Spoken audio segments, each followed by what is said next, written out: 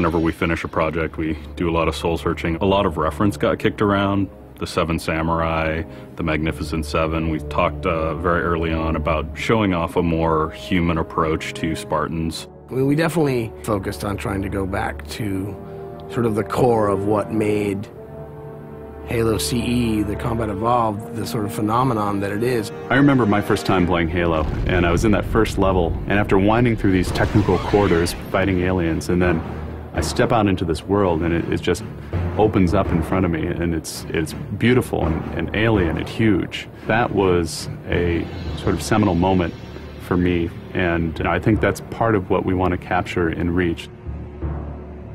Something that was core to the game at the beginning was that sense of wonder and exploration. We started with a series of events. We basically set out like, okay, from this date on Reach to this date, we built a military campaign.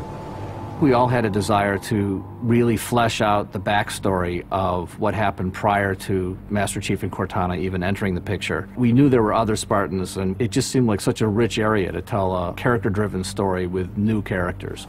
We wanted this team to feel like a Delta Force type team that are usually a smaller number. Why are we not seeing explosives residue? This particular team, Noble Team, they've survived by staying together. You're Noble Six, you're a replacement for a Spartan that's died. You're experiencing this story, boots in the mud. We looked at the story of Reach, and it was obviously a more intimate, character-driven story. We really needed the attention to real-world detail, trying to make these characters' faces really feel like believable. We started everything over from scratch, came up with a whole new rig for how we animate faces and also how we approach like texturing them, modeling them, everything, and just put a lot more time. Difference about a couple million polygons. We absolutely want Reach to tell a human story, and that's going to require us to invest significantly into higher fidelity models, much more open environments, larger numbers of AI than ever before in a Halo game. To pull off the vision for what we had for this game, we ended up gutting almost every part of the engine, retooling things to make it run faster, to make it run better, it look better. We had to throw out all of our technical systems. We had to then throw out the content that went with it because that content didn't represent the new bar we were going for. Copy that, on our way. Don't need command to tell me. Been on Earth half my life. Let's shoot it. We've got a great team of guys, and they could take motion capture and they could make the poses way more dynamic, way more expressive. Those changes bring out the life, they bring out the style of our characters. We had probably 4 times the amount of polygons to play with this time around, which gave us a lot more freedom and creativity in what we wanted to achieve. When you look at total engineers that are actually putting code that are actually affecting this game, I mean, it's massive, 30+ guys. It's crazy. When you shoot a rock face, you'll see sparks, rock chips, dust. In Halo 3, we had a maximum of 100 colliding particles. In Halo Reach, we have thousands. We've got much more customizable Spartans than we've ever had in the past. The number of polygons we can draw at one time has skyrocketed. It's changed the way we build things up close as well as out far. This is where Noble Team arrives, and then you're going to work your way down, all the way down these terraces. Big open environments, epic skyboxes. These are things that are quintessential to Halo. Like, we're building a planet that exists 500 years from now. We want to build spaces that you want to explore. We want to put twice as many characters, vehicles, and weapons into that environment.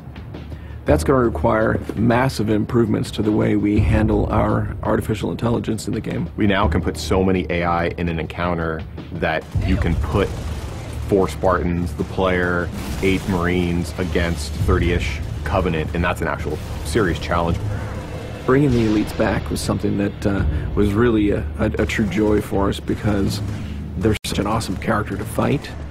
What if the Spartans and the soldiers don't actually understand what the aliens are saying? What's that going to feel like? What if we can get back to having the aliens feel really alien and threatening? these people and this planet and this story deserve something new and different.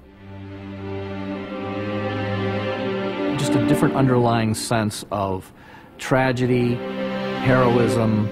We're rebuilding everything from the ground up.